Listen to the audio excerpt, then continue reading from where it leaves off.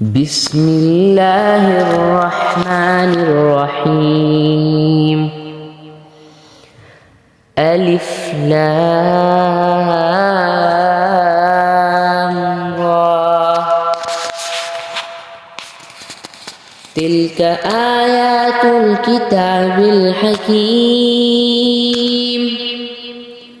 أكان للناس عجبا أن أوحينا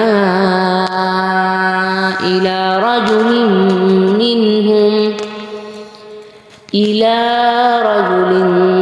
منهم أن أنذر الناس وبشر الذين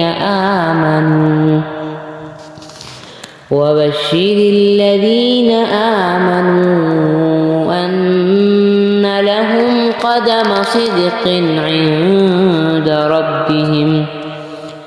قال الكافرون إن هذا لساحر مبين.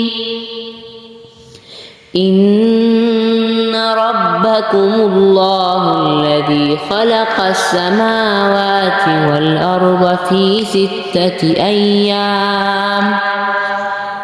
ستة أيام ثم استوى على العرش يدبر الأمر ما من شفيع إلا من بعد إذنه.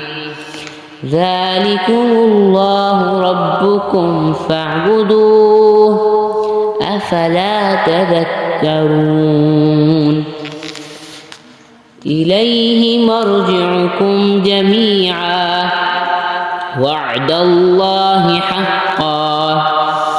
إنه يبدأ الخلق ثم يعيده ليجزي الذين آمنوا وعملوا الصالحات بالقسط والذين كفروا لهم شراب من حميم وعذاب أليم بما كانوا يكفرون.